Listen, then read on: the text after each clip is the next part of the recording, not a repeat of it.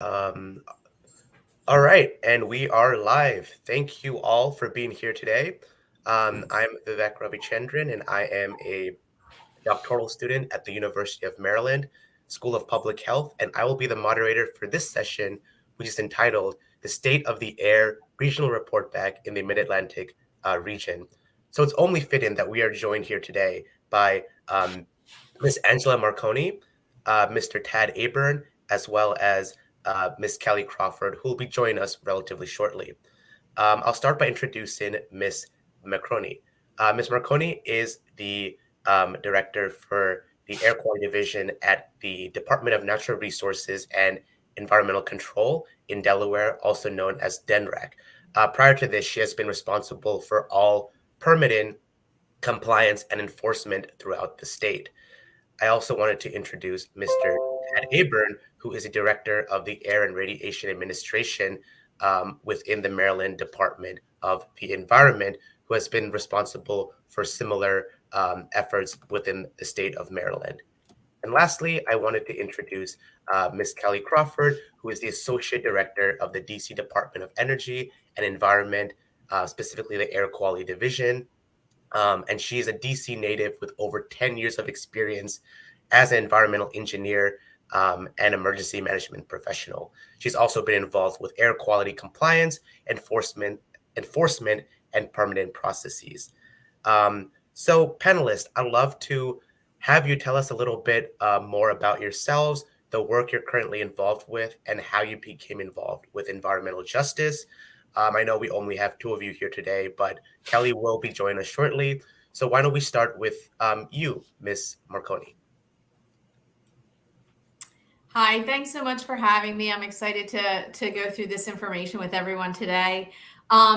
Environmental justice is such a big part of what we do, and I'm encouraged that it's becoming more open conversation as time goes on, because it's so important that we look more broadly at these issues as we're doing environmental work, especially the air permitting. The way I look at it, it's different when you're talking about access to water and air, because you can give everyone access to the same water if they're on a system, right? You can put treatment systems on wells and things like that. With the air, you're going to be located in one spot, and a facility is located in one spot. So that influences your experience, and it creates different experiences for different people. So there's a lot of things to consider in that. Thank you, Angela. And we're really excited to learn about, the future of regulatory processes in the state of Delaware. And we'll learn about that more in your presentation. Mr. Aburn, you're up. Well, thank you, Vivek. And again, it's a pleasure to be here. We're glad we were invited. My name is Tad Aburn. I'm currently the senior advisor to the air director in Maryland. I'm actually retiring in October. So, but I've been doing this job a long time, and I'm actually quite proud of the work we've done. In around the 2005 timeframe, Maryland was recognized as having some of the worst air quality in the country. And since that point, we've seen the air get dramatically cleaner, and that's the air across the entire state, including the overburdened communities. And we have a great clean air progress report on our website if people want to go through the information we have on how the air is cleaned up. But environmental justice is a really interesting not new, but it's a new focus. And part of it is that these hyperlocal networks, these very detailed networks in communities have become available. And that's always been one of the unanswered questions in air quality is across the state, the levels are going down. But in certain areas where there are lots and lots of sources, what's really going on? And so we've been very engaged since around 2016 with building some environmental justice partnerships. Now we're very involved in the hyperlocal network, and Vivek's involved with a few of those pieces with us. And we're actually at a point now where we're pushing new policies to implement to reduce exposure and risk in communities that are overburdened. I'll go through that in my presentation, but it's really a pleasure to be here today, Vivek. Yeah, and thank you, Tad, for being here and providing all of your expertise and years of experience in your department. Hello, Ms. Crawford. We were just given a brief round of introductions, so thanks for being here today. We already gave a little bit of the audience a bit about what you do, but just tell us a little bit more about yourself and how you became involved with environmental justice and specifically air quality monitoring. Hi, everyone, and apologies, my laptop is not powerful enough to run the camera on this platform. My name is Kelly Crawford, and I'm the Associate Director for the Air Quality Division here at DC's Department of Energy and Environment. And I also serve as the chair of the DOE Equity Committee. I have, I think, always been on the, I would say, front lines of using equity as a lens in how I do my work, not only because of my role as the State Air Pollution Control Officer for DC, but also being a Black woman who has asthma, and I have children who have asthma. So it's always been in the forefront of my mind, and I definitely apply that lens as I do my work and conduct the business of the district. Thank you, Kelly. As a fellow asthmatic, I also resonate. Currently recovering from my own bout. So I'm really excited to hear about every one of the panelists' work relatively shortly. So thank you all for your introductions. And I know myself, as well as the rest of the audience, is eager to hear about your state-specific regional work. So we've modified the order of this presentations, and we're going to start with you, Ms. Marconi, if that's okay. Would you like to share your screen, or would you like us to pull up the slides? If you could pull up the slides, that would be great. Thank you. Will do.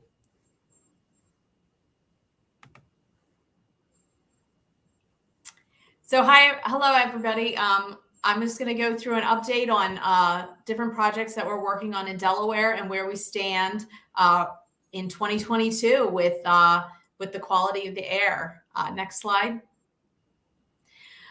So this says changing landscape. I feel like everything's always changing, right? We're always in a state of flux, but I feel that even more right now. So I'm going to go through some status updates, talk about legislative and regulatory updates in Delaware, and then also let everybody know where we are with outreach and some challenges that we've been dealing with, updates on enforcement and inspection, DERA and VW, and then where we're going, what's on the horizon. Next slide. Thank you. So for 2021, looking at our exceedance days, we had 2 exceedance days, both orange for particulate matter. This was due to some wildfires that were out in the West. It was a different thing, not usually what we've seen in the past. And then we had 3 ozone exceedance days. They were also all orange. So in 2021, our American Lung Association grades are shown there. That's in alphabetical order. Newcastle County, which is shown in the middle, is our northernmost county. And that county is part of the Philadelphia Metropolitan Statistical Area. And you can see we have an F there for Newcastle County, and PM is at C. Newcastle County typically has our worst grades when we look at the American Lung Association, and also the most exceedances. Next slide. So for 2022, as of now, we have had 0 exceedance days for particulate matter and also 0 for ozone. And we're hoping to keep it that way. It's quite surprising because we have had a lot of really hot days, and they have been in succession. And usually, I know I've heard Marilyn talk about this a lot. Typically, when we have the heat waves and we have successive really hot days, that spells exceedance. And we've seen that changing recently, and definitely changing in 2022. So our grades for going into 2022 were all A's for PM. And then we bumped up to a B in Kent County for ozone, stayed at C for Sussex, and stayed with F for Newcastle. So I'm hoping that we're going to have a better grade report going into 2023. But we still have some ozone season to go, so we'll have to see. Next slide. In terms of status updates for the federal, the Philadelphia Metropolitan Statistical Area is going to be bumped up due to noncompliance with the 2015 standard. The noncompliance is with the design values in the MSA, not achieving 70. Our current in-state design values are achieving the standard. But as a part of the metropolitan region, the whole region moves as a piece. So we will be bumped up from marginal to moderate. And I also wanted to talk about the transport rule. Delaware has historically not been part of the cross-state air pollution rule, CASPER. We were previously a part of CARE. So since CASPER rule implementation, Delaware has kind of done its own thing in terms of continuing to reduce ozone and our transport to other states. But this year, EPA announced that they were going to disapprove a previously approved SIP and bring us into the program. So that was proposed. We commented on the rule and we're awaiting EPA's determination to move forward. Next slide.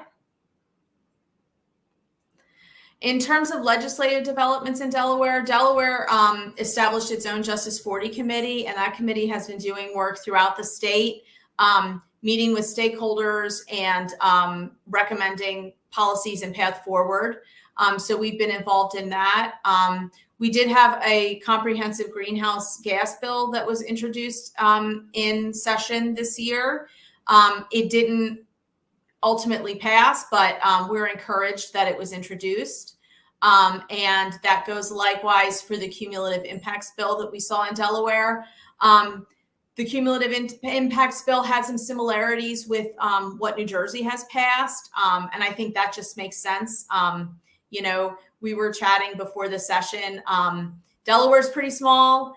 We're really influenced by our neighbors. And it's great to see our neighbors like New Jersey and Maryland and DC, you know, the strides that they make. I think it really helps set a path forward for Delaware as well, because it makes, well, for the first thing, we learn from each other's experience, but also it makes sense for the region to move in a similar direction.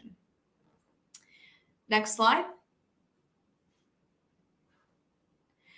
In terms of regulatory updates in Delaware, and I apologize if you can hear, my dog knows that I'm doing something, so he has found his loudest toy. It never fails. It never fails.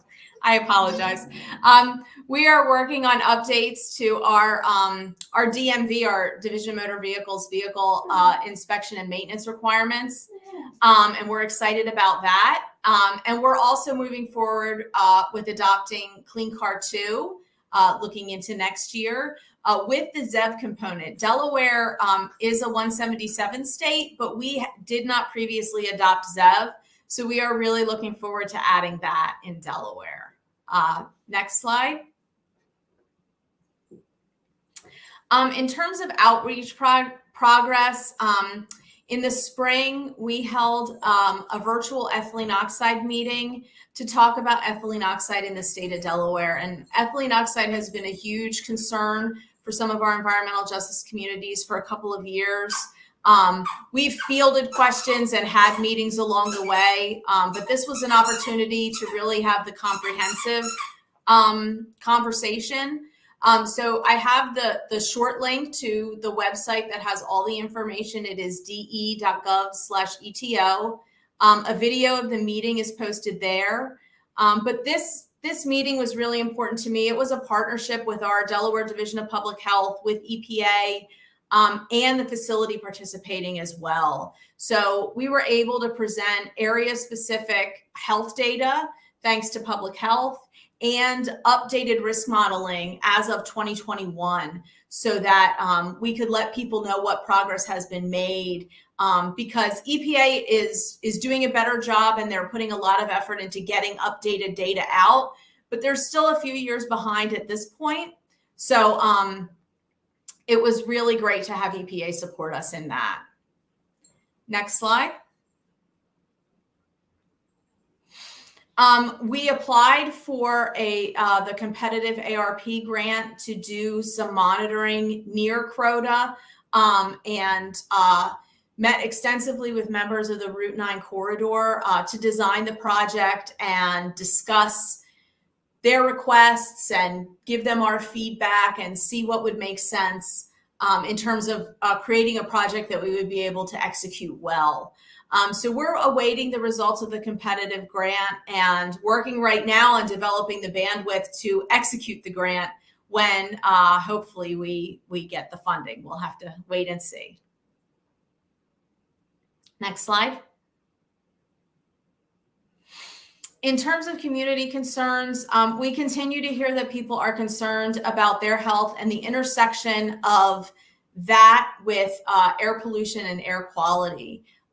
Quality of life issues are a huge part of that, especially with dust, which is a big challenge because we often see facilities that generate a lot of dust located close to other facilities that generate a lot of dust. And that kind of compounds the problem. One of the things we definitely know is happening is that we hear, we have some really vocal communities, and then we have other communities that aren't vocal. And we've been working to try and create those connections so that we're getting the feedback from people and hearing, about the information that we want to learn more about. Next slide. So that takes us to kind of getting back to some of the basics in terms of outreach. A lot of times we hear from people when they're already upset.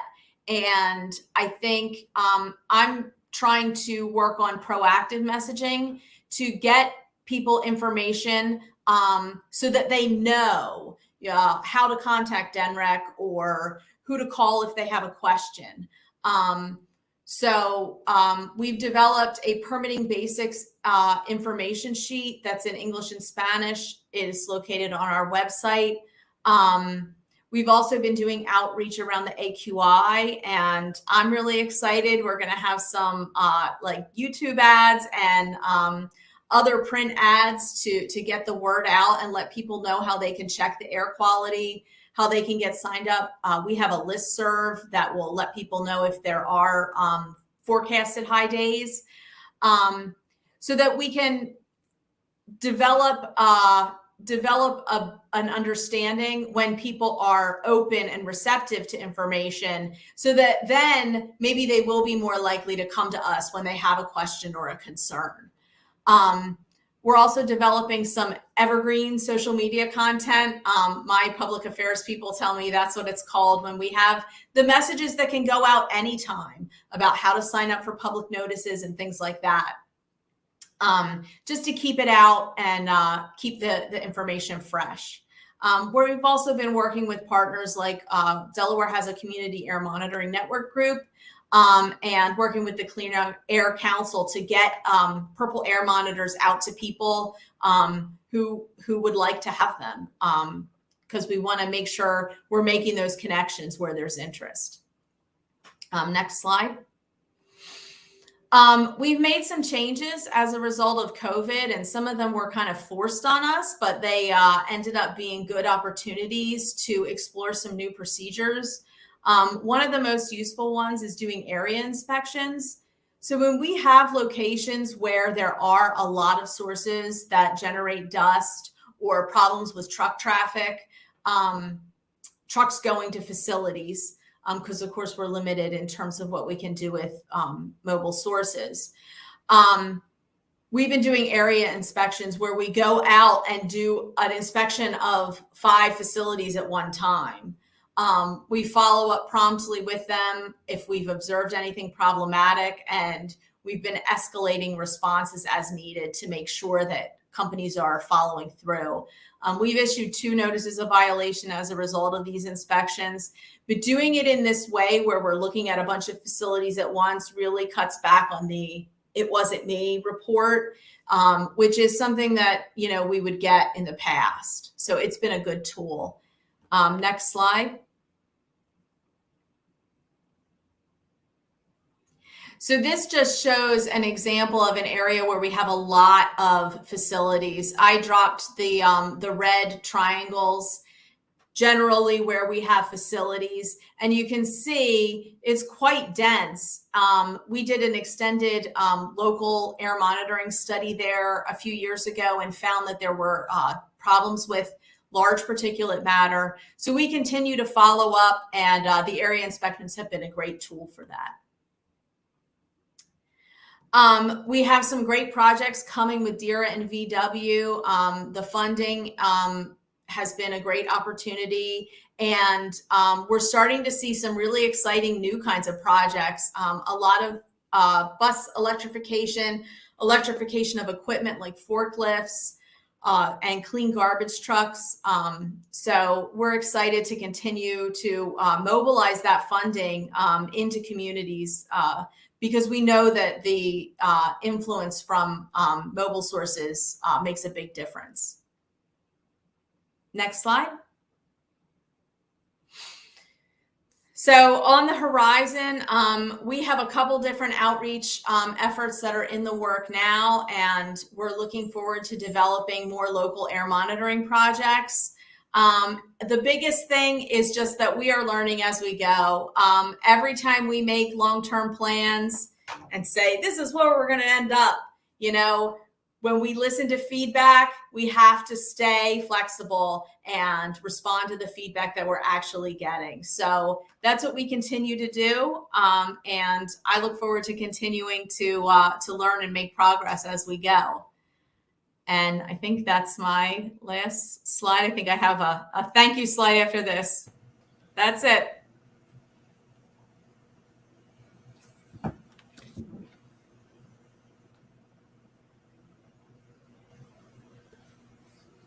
Oh, sorry, I was having some difficulty unmuting myself on StreamYard. It's been quite the app thus far.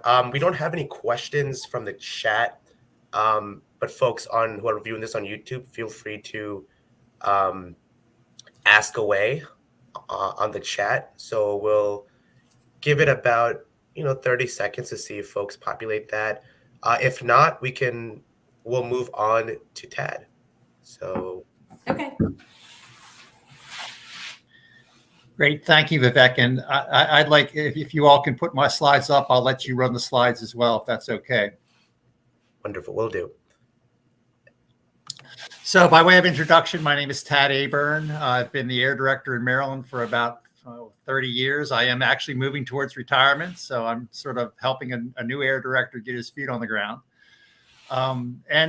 If you're interested in the air quality progress piece, I think Angela did a great job with that, and we've seen very similar results. Actually, my classic story is that we had the dubious honors at around 2005 as having perhaps the worst air quality in the East. We got a very bad report by MIT where they characterized Maryland's air as the riskiest air to breathe anywhere east of the Mississippi.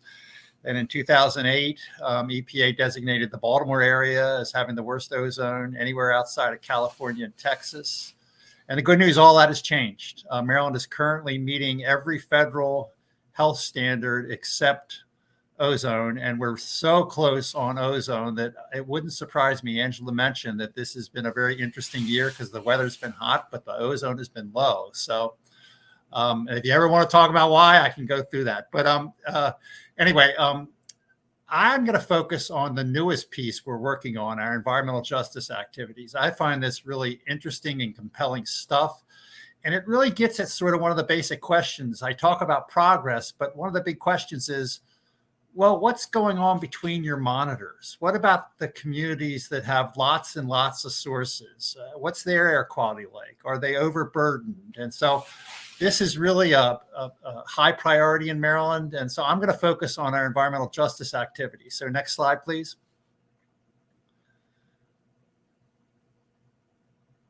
Quick overview. What are we doing? Community engagement, environmental justice, some of our high profile efforts, primarily in Curtis Bay, Maryland and Cheverly, Maryland. And then I wanted to talk a little bit about some of our new regulations we're working on that are specifically coming from our partnerships with EJ communities. And then a couple questions and we'll do more at the end. Next slide, Vivek. Next slide. Sorry, got these page breaks. It's a really high priority in Maryland, perhaps one of our highest priorities, probably tied right at the top with climate change. It's been a big issue for our legislature. It's been a big issue for our secretary. And we in the AIR program have started to do a lot of work. One of the things we started to do around 2015 was build partnerships with communities. Very interesting work from my perspective, because we're sort of working from the bottom up. We're taking community input and letting that guide our partnerships, where usually what we do as government folks is we come in and tell people, well, this is what's happening. And this has been very interesting because these partnerships are very much community driven, where we're just one of the partners. I will mention that the University of Maryland, the group that Vivek works for, and Kobe Wilson's Environmental Justice Center have been great partners in all of our work. They bring a skill set to our partnerships that literally matches the skill set we bring perfectly. They're really good at certain pieces and we're really good at certain pieces. And it's been really good. So our partnerships, I'll go through them in a minute. Some of the newest things that are happening are driven by our hyperlocal networks. We probably have about 10 of them in the works right now, some well-established. Tomorrow, I'm on another panel with Vivek going through our Chevrolet work, which is really an advanced effort and really interesting in terms of how it's evolved so quickly. But I'll go through that a little bit. And we're doing something that's a little different because we've made a conscious decision that we really need to be taking action, not just studying things and building screening tools. And so when we have the existing authority to take action, like our targeted inspection program, which focuses on environmental justice communities, we are doing that. We are taking actions. We are reducing the pollution in those communities. Do we have all the answers? No, but we do know certain things that can be done to make the lives of folks that live in those communities a whole lot better. And we've made a conscious decision in the AIR program that that's got to be one of our big focuses: reduce emissions and reduce risk. Studies are great. I'm a researcher at heart.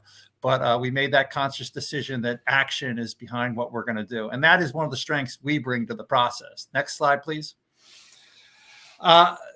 Partnership effort, it's about 10, 15 communities. They've been very good. We've built some very good relationships.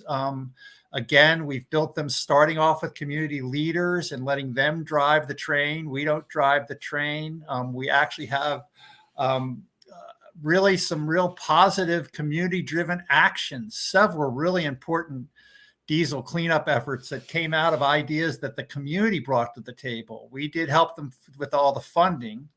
And around the Port of Baltimore, we have 15 communities we're working with. There's been almost $30 million worth of money spent cleaning up diesel in and around the port, a huge success story.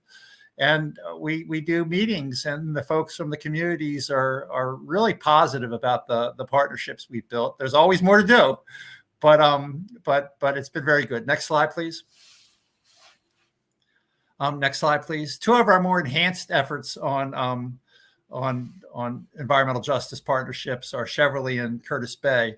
They're both driven by hyperlocal air monitoring initiatives. These are air monitoring efforts where we're putting, say, 30 monitors up in a community instead of my traditional system in Maryland has 1 monitor per county. And now we're working on putting up 30 monitors in a community. It's also been driven by the fact that the technology has evolved so quickly. And now these low-cost sensors, $250, actually do a really good job. You know, my big monitors cost $200,000, and these low-cost sensors have really been a game changer. I won't go through all of them because actually there's more, but we have Prince George's County, Baltimore City, Chevrolet, Harford County, St. Mary's County, Curtis Bay, Lothian, and now there's a couple more. Turner Station has just been pushing us real hard to build a network there. So it's taken off in the past year. The whole issue of putting up these community-based hyperlocal air monitoring initiatives has happened, and it's a big deal. Next slide, please. Our Chevrolet project is really interesting. Again, this was initiated by Vivek's group and Dr. Wilson's group, and we were added in as a partner a little bit after it got started, but we have joined and tried to be as helpful as we can. We've clearly helped out by co-locating sensors with our monitors to make sure they're working right. But the thing we've really done is we've come in and said, well, let's start to take action. Let's figure out how to reduce diesel emissions. Let's figure out how to reduce fugitive dust. Let's make sure we're increasing the inspections and using the actual sensor data to target our inspections and to take enforcement actions. And so we've worked really hard to create an action component to these partnerships, because even though we don't have all the perfect answers, and we're going to learn a whole lot over the next 5 years because of these hyperlocal networks, there are clearly things that can be done to help improve the health, reduce the risk, and just make the lives of folks in these communities actually better. Next slide. Oh, down the bottom, that's a picture of the network in Chevrolet. Next slide, please. This is our targeted inspection approach. Down the bottom, you can see a map. We do a daily hotspot analysis from the sensor data, where we actually look where the hotspots were the day before. And from that, we do targeted inspections. That map, it's hard to see on this slide, but it also includes the location of sources and its wind direction. So we work backwards. We say what sources were upwind of the hotspot, and we go to those sources and say, hey, what were you doing? What can you do to fix this? And it's worked extremely well. And we talk about sources. We don't just mean the stationary sources. They are a big part of this, but things like bus terminals and construction sites are also sometimes significant contributors. And again, we've had a lot of positive feedback from the Chevrolet area. We have this all up on our website. If anybody wants to see any of these pieces, our Clean Air Progress Report, our work in Chevrolet, and next our work, it's all up on our website. Please take a look. And the stuff we're doing with action, targeted inspections, reducing idling, reducing fuel, all pretty cutting edge stuff. So feel free to take a look. And if you can't ask today, feel free to ask me later. Next slide, please. This is just a couple of the high profile action items. Diesel cleanup's a big deal. We're working with the community to actually find funding to clean up local diesel vehicles, but we're also doing enhanced enforcement of our state anti-idling law. There's actually going to be a sweep in the next 2 weeks by our Maryland State Police in the Chevrolet area on illegal idling. It'll be really interesting. We've already distributed a lot of educational materials and compliance advisories, but now we're starting to put the foot to the pedal. The state police are coming out and doing sweeps. Fugitive dust is something we're working really hard on. That probably is our most common complaint in these communities, is dust. And so we're doing a lot of enhanced enforcement on fugitive dust right now. And we are continuing this targeted inspection program, where we're now visiting these sites at least twice, maybe 3 times as much as we used to. And we're literally linking the hyperlocal air monitoring data to potential contributions from these sources. I think we've already seen some real improvements. Again, if you're interested, please ask me about the details. Next slide, please. Next slide, Vivek. We also have this really interesting project run by Johns Hopkins and Yale, where they put up somewhat of a hyperlocal network across all of Baltimore. These are very sophisticated sensor platforms, include multiple pollutants, and they're just getting to the point where we can analyze the data and work backwards to try to reduce risk and reduce emissions. But the Johns Hopkins project is a very interesting. Next slide, please. We have a brand new partnership for the past 6 months with Curtis Bay. Some folks may know that there was a fairly serious explosion in Curtis Bay about 6 months ago. And right after that, there was a very serious fire. So this is a community that clearly has a lot of issues that need to be addressed. We are working very hard with both University of Maryland and Johns Hopkins and the community. We're working on building the hyperlocal network right now. In the lead is Johns Hopkins. Because there are permit and compliance issues, we've got a whole bunch of work going on with the new permit for the CSX facility where the explosion was. We're already implementing the targeted inspection program. And we've just actually, for the first time, the effort in Chevrolet is very air focused. The effort in Curtis Bay is a multimedia inspection program involving both our waste and our water people. So next slide, please. I won't spend a lot of time on this, but this has been one of our big success stories. MDOT, MDE, the Maryland Energy Administration, working with 15 communities in the port. It's mostly focused on diesel because there's just a lot of diesel trucks around ports. We've spent about $15 million so far, and we have about another $15 million to spend over the next 5 years to both reduce NOx and reduce greenhouse gases. Big success story. Again, we have a write-up on our website on the partnership. And again, it's a really positive partnership because the community has actually been helping identify the things that we need to do to help make life better in those communities. Next slide, please. I won't go through this, just a couple examples. Turner Station, we had a really nice effort on trash trucks, but there's just a huge amount of things going on in terms of diesel reduction. In the long run, it could be that diesel may be one of the most important pollutants to deal with in these environmental justice communities because there's just so many diesel trucks and they're just not really very clean. So we're going to keep doing that work. Next slide, please. There are new partnership opportunities, a lot of money right now. I just sent another notice today for another pot of money to help with in communities that have concerns over environmental justice. We plan to continue to try to work at our partnerships with our academic partners in University of Maryland and Johns Hopkins to find as much money as we can and direct that money to helping make the lives better in communities that are overburdened. Again, diesel cleanup's a big piece of that. Electrification has now become a really big theme. Continuing to build these partnerships and listening to communities and making sure that the issues that they care about the most are dealt with. And yes, the hyperlocal networks provide a great opportunity for a citizen science where residents can get their hands right on the equipment and be part of the process. And hyperlocal networks are a big thing that's being funded right now with federal grant money. Next slide, please. I wanted to mention our 3 new regulatory initiatives that are driven partially by a lot of input we've gotten from our partnership program, trying to address the concerns that we can't address with our existing authority based upon what we've been hearing from the communities. Next slide, please. It's a priority because it's a huge priority in Maryland.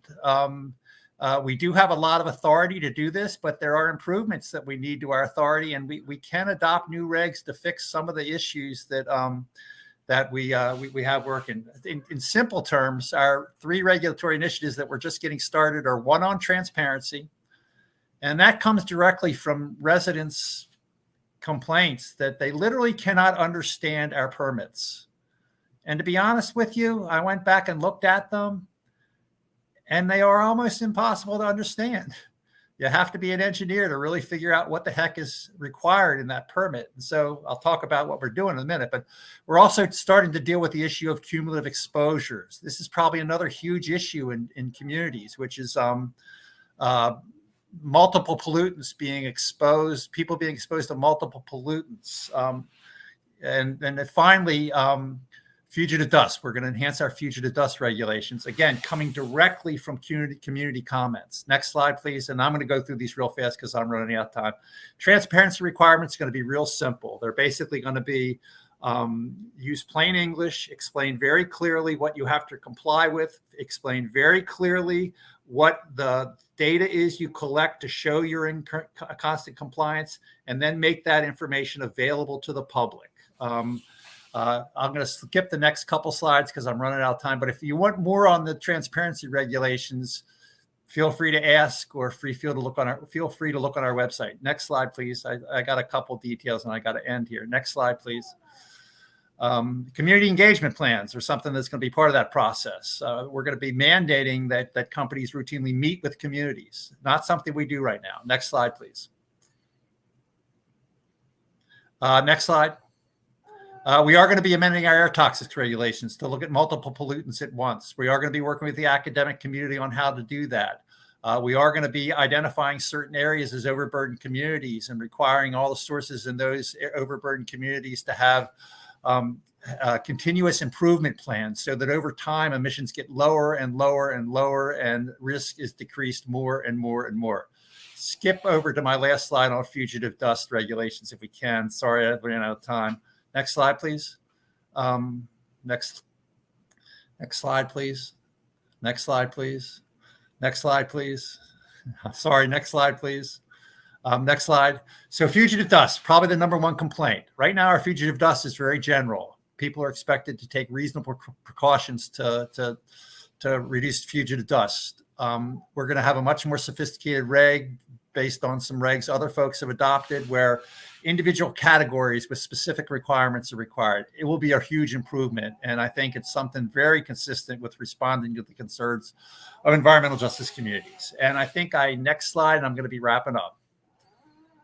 Next slide, sorry.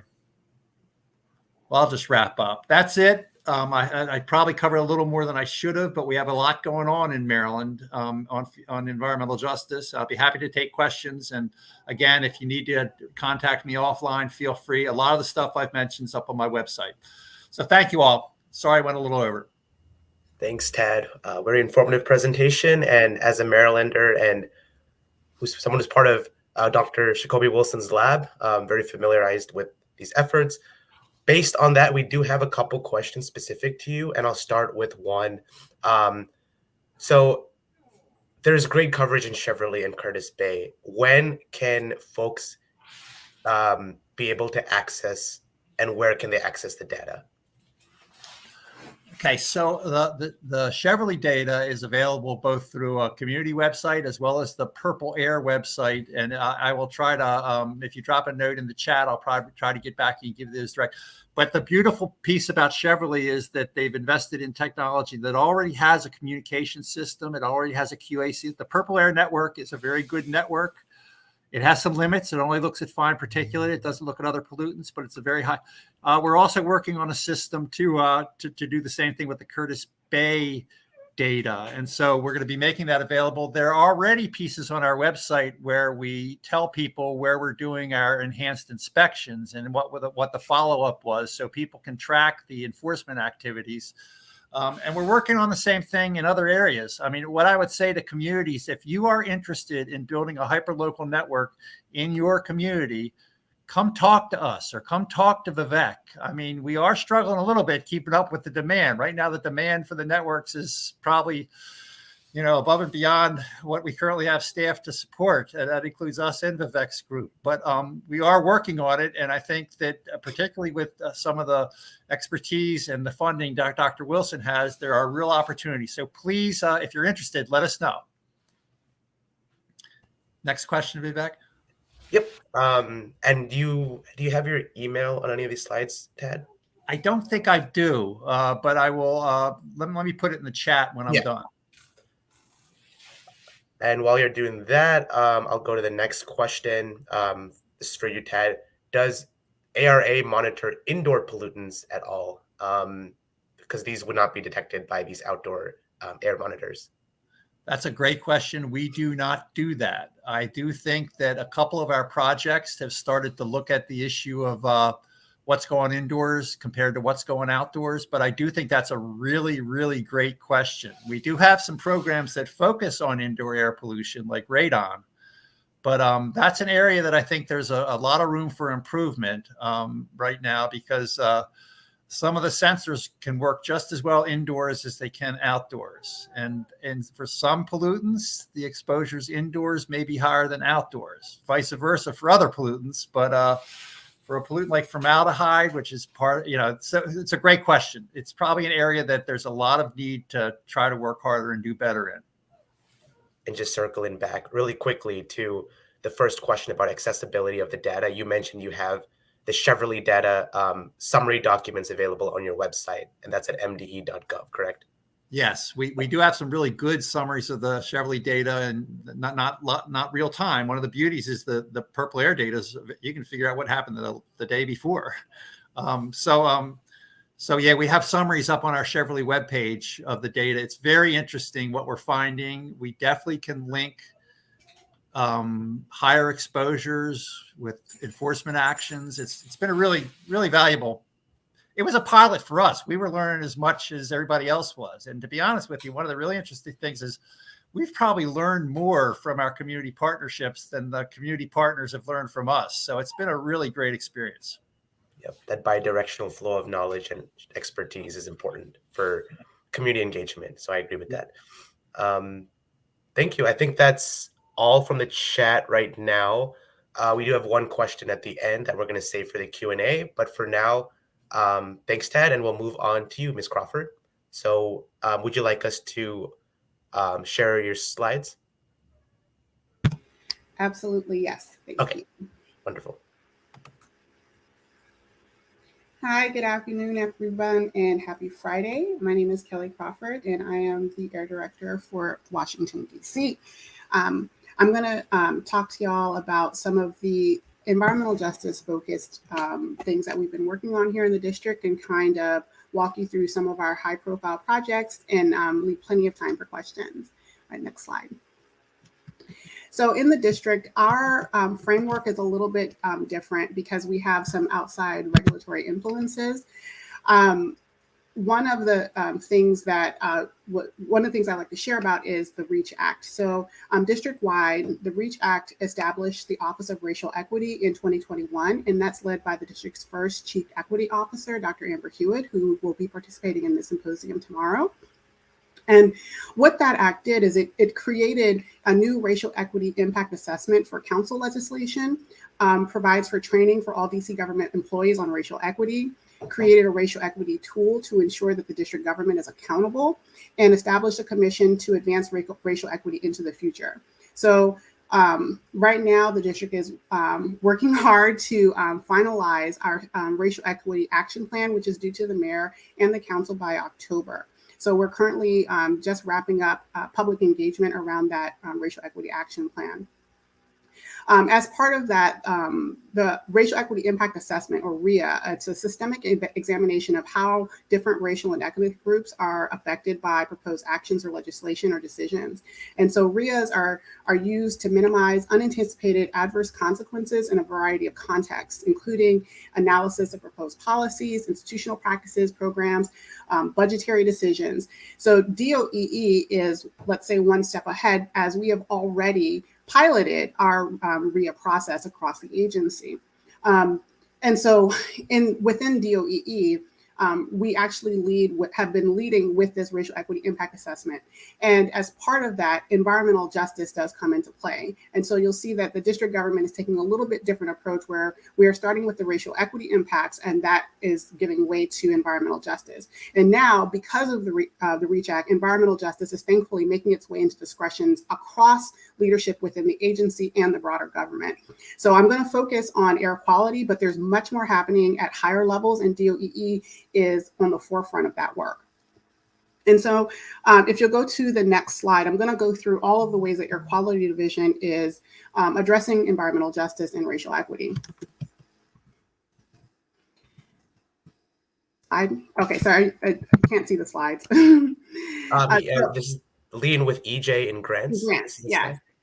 So in Air Quality Division, we're always looking for ways to bring environmental justice and communities together through funding. So one of the ways that we're doing this is by prioritizing communities in some of the grants that we manage. And we partner with our friends like Dr. Wilson in applying for opportunities that we can use to directly seek out additional funds to address and redress harms in specific communities. In 2021, we were awarded a competitive grant by EPA to close the digital divide and address health inequities in indoor environments for children with uncontrolled asthma. As I showed earlier, I live with asthma. I have a child that lives with asthma, so this cause is very, very near and dear to my heart. And so we're going to be working to not only address the digital divide by providing families with tools, but also provide those families with tools to mitigate triggers for asthma within their homes. So we're partnering with local community groups and the medical professionals to provide materials like laptops and internet access, but also kits that will contain things like HEPA filters, vacuums, cleaning supplies, and help teach the families how to manage asthma triggers within the home. And we're going to be able to do this for about 50 families in the district as a pilot, and we're hoping to seek funding to make this a base program for the district. We were also awarded funds through the American Rescue Plan. These are direct agency funds that are kind of earmarked to upgrade our monitoring network. And so the district proposed and was awarded funding to add an additional regulatory monitor, specifically in Ward 8. Ward 8 is our southeastern section of the city, and it's where we had a monitoring gap in our network. And so this will be the first monitor in Ward 8, and we'll be starting the process of installing that monitoring station in this fall. And so this is a community that is historically overburdened by the effects of air pollution. And we're really excited to be able to bring this capability to Ward 8. You can go ahead and go to the next slide while I continue. But adding that extra monitor is also part of a larger, broader plan to more holistically address air quality within the district, especially in communities that are overburdened by air pollution sources and also underserved. And so right now, Air Quality Division is in the final stages of awarding a contract for hyperlocal air quality monitoring. This is important as there's 8,000 tons of NOx were emitted in DC as of the most recent year that we have the comprehensive data for, which was 2014. On-road and off-road vehicles together are the largest sources of NOx in the district. And so hyperlocal monitoring is going to give us a very, very high resolution picture of air quality at the neighborhood level, block by block level. So initial efforts for this hyperlocal monitoring will focus on 3 environmentally overburdened communities within the district, with hopes to expand to more in the future. We did have a budget enhancement that is finalized in the 2023 budget to expand this pilot beyond the initial 3 communities. But this project will gather data on PM 2.5, NO2, NO, and CO, thereby providing a full block by block view of air quality within these communities. So the map on this slide illustrates how the data gathered can be translated into like visual representations of air quality for a community. So as an example, this is showing high resolution PM 2.5 levels in San Diego. And so this type of mapping capability we'll have. And also as part of this broader, more holistic view of how we communicate air quality, the district has already enabled, we've already partnered with our Office of Chief Technology Office to bring all of our air quality data to the open data portal. And that is a very transparent, easy to access portal where all of our air quality data, also that includes our regulatory monitoring data, it will include our hyperlocal monitoring data, and everything that we send to EPA, plus our, let's say, unfiltered raw data from our monitoring networks are available on that website. So all the data that we have right now is available through open data. And as hyperlocal monitoring comes online, that data will also be available through open data.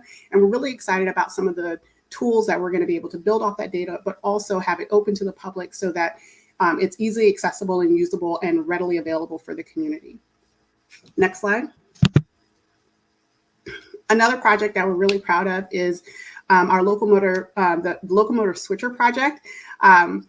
We had the district received about $8 million from the Volkswagen settlement, and 28% of that money, it's about $2.3 million, we've allocated to upgrade and repower 5 really, really old, dirty diesel-powered switcher locomotives that essentially just run between Union Station and Ivy City, the rail yards. And those will be replaced with newer, much cleaner diesel engines or electric engines if the technology becomes viable over the next 6 years. This will help reduce NOx emissions in the district as much as 1%, because 1% of the NOx emissions in the whole district come from these specific switchers. And they're also located in a community that's already overburdened by other sources of air pollution.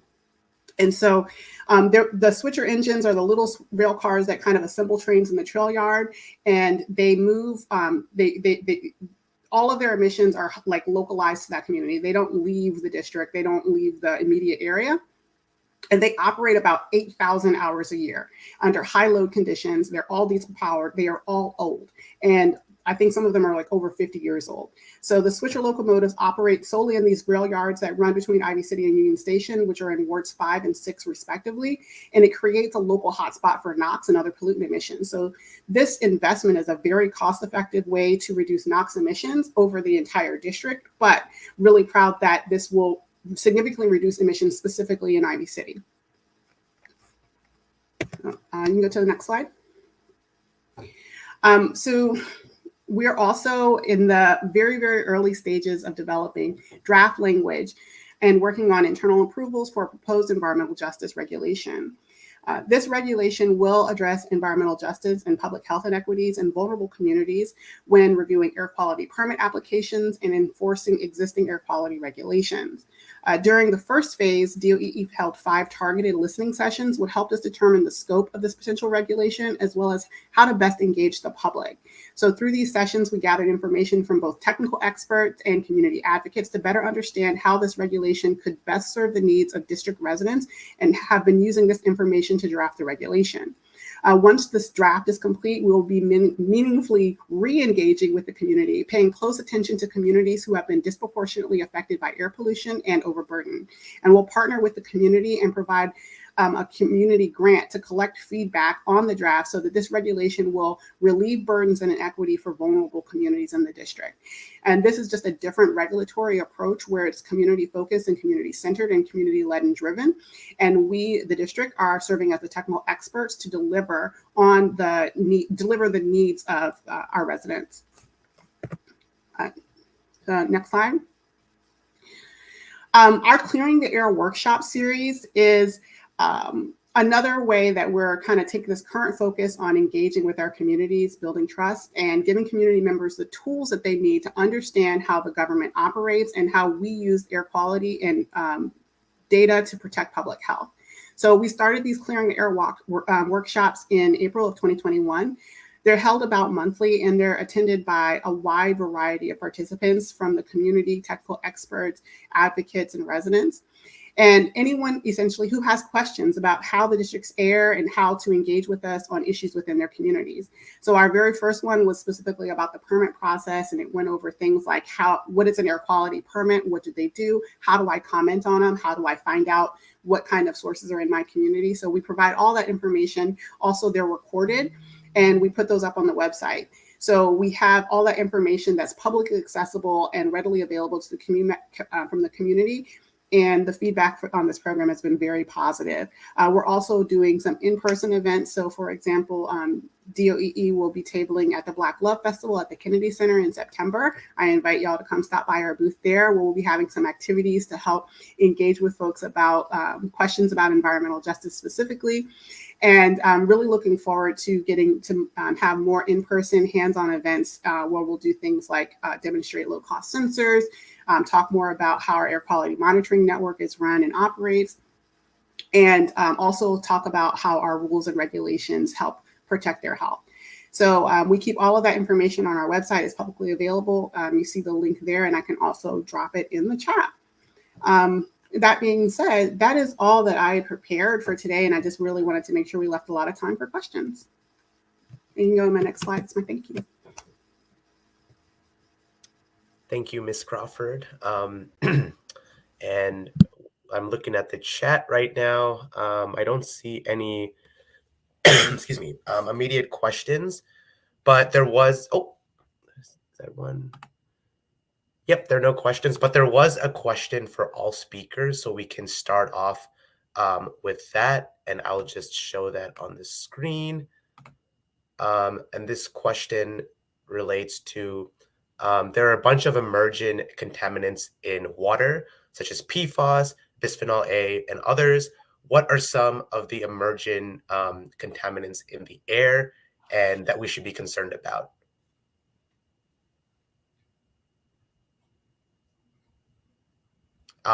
And we can start with whoever wants to chime in first.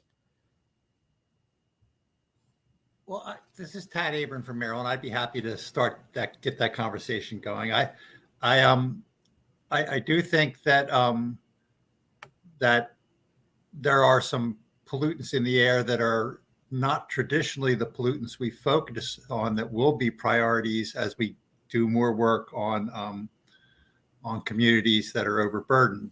I think the classic example is that most of us have focused on the pollutants identified in the Clean Air Act, ozone and fine particles and lead and carbon dioxide. But what we're finding in our work in communities is that it may be that some pollutants that are much more local in nature, like black carbon and diesel exhaust, are really important things that we're going to have to be looking at as a result of this focus on community-based air quality improvement. Now, that's not a new emerging pollutant, but it is certainly one that is not something we've traditionally focused on. I think all three of the speakers talked about all of our efforts to clean up diesel trucks. And so I see a lot of that continuing to happen over the next 10 years. It's going to, in my opinion, going to be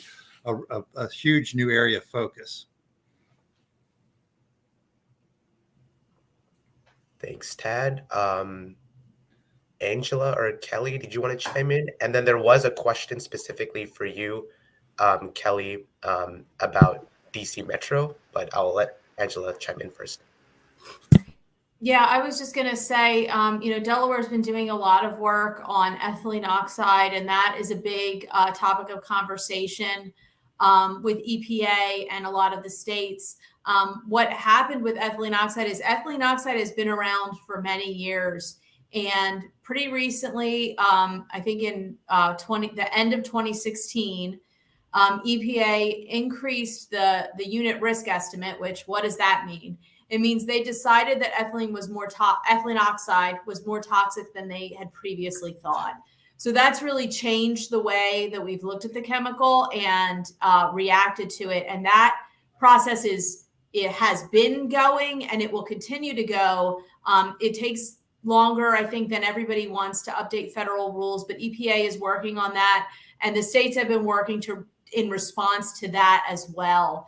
So that's sort of a moving target in that it's not typical situation that we learn something new, but it's kind of similar to the emerging contaminant issue. So it's a challenge, but I think the states are all really engaged in reacting to it and following up on it. I think that EPA's risk levels are set pretty conservatively, and they're done that way for a reason, right? So that we are able to react before there's a problem. And that's what we're seeing happening now. Thanks, Angela. Vivek, one other piece of this, it's similar. The other big issue is going to be cumulative exposure. And so I think in air, at least we're starting to really focus on the fact that people don't just go outside and breathe one air pollutant at a time, that what they really breathe is this soup of many air pollutants. And that whole issue is a huge emerging area of research and policy development that, it's similar to the PFAS thing, except it's not a single pollutant. It's just a different way of looking at how we need to do public health protection for air pollution.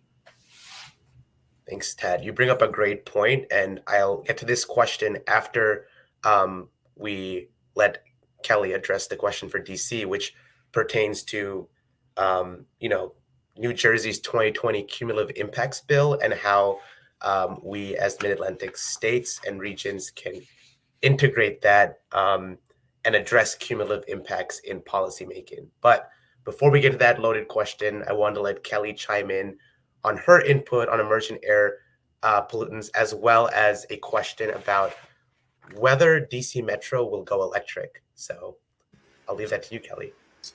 Thanks, Vivek. So the atmosphere is chaos. There are always going to be emerging contaminants. There are always going to be things that we didn't consider as important or significant to air pollution, and that's constantly changing, growing, and evolving, especially with the impacts of climate change. We're seeing changes in the way even atmospheric chemistry is, how ozone is being formulated, especially here in this region, which is the ozone transport region. So we're always kind of keeping up with the kind of state of the air. To that being said, as Tad mentioned, there are pollutants that are of concern that continually change, and depending on where you are, that pollutant of concern can change. And in DC, it even can be depending on the neighborhood that you live in, what pollutant is most concerned. So if you can imagine the corridor in Southeast that is run through by a major highway, we're really looking at things like diesel particulate matter, which is an air toxic, but also the district as a whole is an attainment for particulate matter. But that's why we're kind of focusing on like more hyperlocal monitoring efforts to get right down to, with precision, to address the actual pollutants that are impacting the lived experience of residents right now today, and targeting our research and targeting our incentives and targeting our efforts to change the lived experience of people living in the district right now. That being said, someone asked about, will DC Metro go electric? So that's a two-part question. So the district-run public transportation system is called the Circulator, and that is different from the Metro, which is WMATA, which is a regional bus system or a regional transportation system. So that's a two-part answer. For the district, the Clean Energy DC Omnibus Bill of 2018 does include provisions that commits the district by going fully electric, not only for district-owned heavy-duty equipment such as buses. So that deadline is 2045. The district is already well on its way to meeting that commitment, and the circulator bus should be completely electrified by 2030. As part of that, I spoke a little bit about the Volkswagen settlement fund. A lot of that money is going to that switcher project, but we also are supporting the district's transition to electric buses. So 14 of the circulators buses, the next round of electric buses coming from the circulator, is actually funded through the Volkswagen fund from Air Quality Division. So we're definitely using our dollars to help the district kind of accelerate towards electrification. Also, as part of that, also as part of our diesel emission reduction program, we're also partnering with our Department of Public Works to bring clean vehicles to communities. So if you think about the vehicles that are heavy-duty diesel equipment that drive through your neighborhoods every single day, your refuse trucks, your street sweepers, district is already piloting. We're replacing 3 diesel sweepers with electric hybrid sweepers that are much cleaner vehicles and also have a dual purpose of being able to provide backup power in the event of an emergency. All of the routes that are going to be run by those electric buses and the routes for those electric hybrid sweepers are limited to routes in our most overburdened communities. So we're not only going to see electrification happen, we're going to see the electrification happen in the communities that are most vulnerable to air pollution first. And so we're really excited about that and trying to model and lead the way on how to not only have a transition to electric, but also a just transition where the folks who need relief most get it first.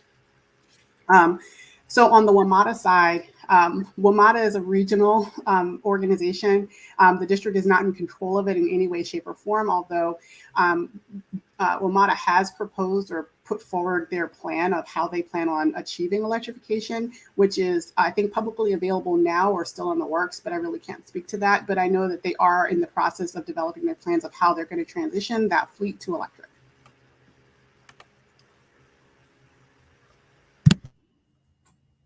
Thanks, Kelly, for that wonderful reply. And I wanted to just circle back to one of our predetermined questions about cumulative impacts, which Tad had alluded to. I'm sure you've all heard about New Jersey's 2020 Cumulative Impacts Bill. How could this bill be useful in your work? And what are ways that you are, and some of you answered this already, what are ways that you are currently addressing cumulative impacts in rulemaking, rulemaking, permitting, and enforcement? So Vivek, I think you still have my slides up. If you want to go back a couple, I talked about our environmental justice regulation that we have in draft right now. And so I think I can just take this as an opportunity to talk a little bit more about that. So we've been watching what's going on in New Jersey very closely, but also kind of drawing lessons learned from California's AB 617 program. And that's why, let's say, you'll see that this regulation development looks different. New Jersey's was driven by the legislation that came down on the air program first. And so just kind of the regulatory process and the complications that kind of limited what they're able to do, we're very sensitive and aware of, which is why we're trying to, let's say, like I said, take lessons learned from what's going on in New Jersey and take the best of what's coming out of that process, but also lessons learned from AB 617. Like, we don't want to pit communities against one another. We don't want to create situations where we're trying to, where communities have to compete amongst each other for funding or compete amongst each other for prioritization. And so we're really looking holistically about how we can make the rule development process equitable. And so that's why I kind of really harp on how we're the order of steps here. So we started with listening. That was step one. We're listening to What do you want? What could this regulation do? What if you had a magic wand, right? What would you want to see happen? What do you want the outcomes to look down? What do you need? And then also bringing in a robust set of data. So we're expanding our regulatory monitoring network. We are piloting hyperlocal monitoring, and not kind of putting we're, let's say, taking ownership of doing the technical work on behalf of the community. So instead of making grants to, do your own monitoring, we're going to do the best monitoring we can do possibly and make all of that data publicly available. But we'll have a shared governance system where the community will have input on how do we choose the communities? How do we decide which pollutants to measure? How do we implement these regulations? How do we do community engagement? Are we doing it well? How can we do it better? And so I think that for DC, that process is kind of coming like an outcrop of the district's focus on advancing racial equity. And so it's a really, for us, it's been a really good model of how to kind of listen to the community and then be responsive, but also trying to do that within, let's say, the narrow framework of rule development. And so one of the things that we can't really wiggle around is that we have to kind of listen and then go into a black box and develop a rule. And then no one gets to see it until it's proposed, which, it's not ideal, but I think that it's probably the best that we are able to do given the environment that we have, and still get to a rule that we can implement and we can start changing the lived experience of residents. Yeah, definitely. The meaningful involvement throughout the policy stream of the residents is crucial. Something that we've been practicing at Siege as well, throughout our research processes as well. So thank you for that. And, this slide, I'm sure, if we can get these slides out to our audience members, they might like that as well. So they have this information on file.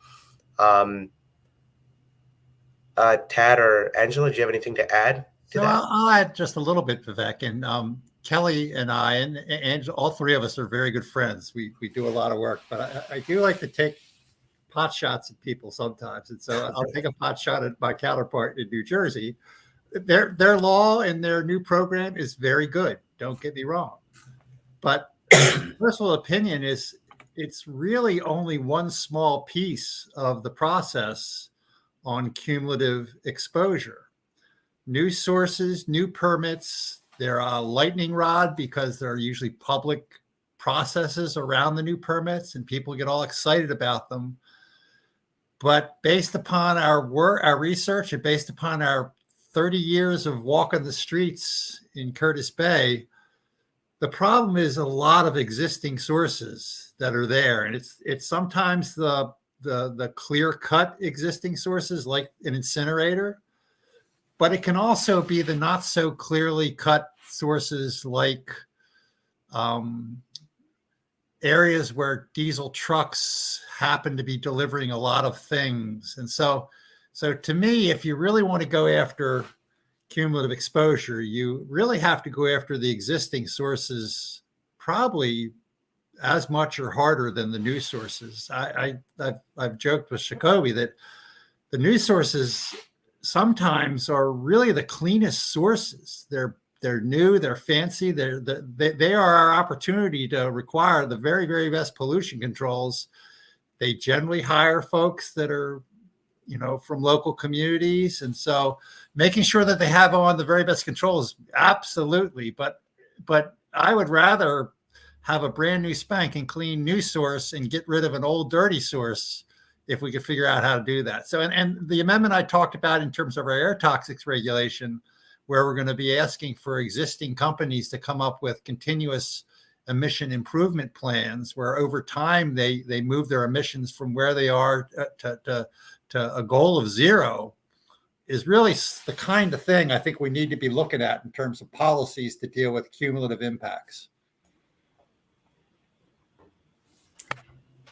I was just going to piggyback on, we've heard so much about the diesel trucks, and the trucks keep coming up again and again. And a lot of the focus, like Tad said, ends up being on new permits that are being proposed.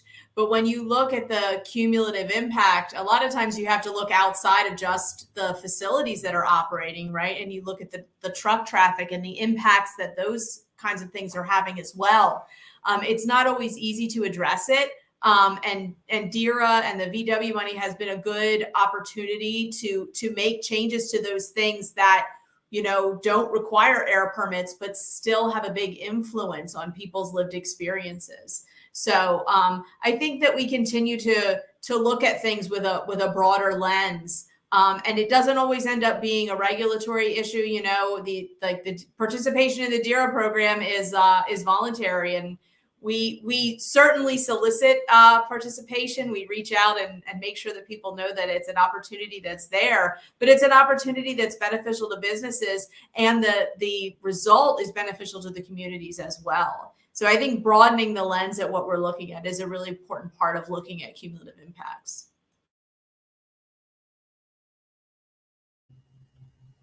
Thank you for that, Angela. And we have time for one, maybe two more questions. So we have one from the chat regarding ozone, and I'll briefly just re-upload your slides, Tad, because you might have a slide on this. You might have had a slide on this, but what are some promising steps that the entire region, possibly not just Maryland, can take to get that A rating for ozone? And I'll just briefly upload your slides, Tad, in case you had some context in there. You might be muted. On our website, there's a great report that talks about, you know, getting that A grade. And I think we've made huge progress. And to be totally honest with you, as a part policymaker, part researcher, I think we have the solution for ozone. I think it's just going to take time to get there. What we know is that widespread regional NOx reductions drives ozone down. As we've regulated coal-fired power plants across the East, ozone has dropped. As we've moved away from high NOx in vehicles, it's gone down. And so I think that what everybody's working on right now, not solely driven by climate change, but very much driven by climate change, which is basically moving to a zero emission fleet, not just the cars we drive, but the trucks that are on the roads, the construction equipment that is out there, and then also moving away from our petroleum driven energy creation process. It's going to take a few years, but to be honest with you, the progress I've seen over the past few years in terms of renewable energy becoming a bigger piece of the So to me, those are all I think we will get to a point where the mid-Atlantic states are all in attainment for ozone within the next few years. But to be honest with you, public health risk below the standards still exists. And so we really need to keep pushing for levels that are even lower than the standard. We're doing that with fine particulate right now. Maryland's fine. We're in attainment everywhere in the state, and all of our monitors are going down each year a little bit more. And the goal is to we're pushing towards zero is the goal. And I love climate change because it's put a topic back on the table, which hasn't been there in 30 years, which is, why can't we be talking about zero emissions? And all of a sudden it's back on the table. And that's a really good thing. Thank you for that, Dad. All right, so I don't see any other questions in the chat. We are approaching the time, so I wanted to just take a moment to thank all the panelists for being here today, providing their expertise. I learned a lot. I'm sure the audience and those watching on YouTube have as well. And I encourage everyone to attend the concurrent sessions of the afternoon sessions, which range from climate change to liberation science to Hurricane Harvey. So thank you once again. And I look forward to talking to you all either in person or virtually tomorrow. Thank you. Thank you, Vivek. Thank you. Thank you.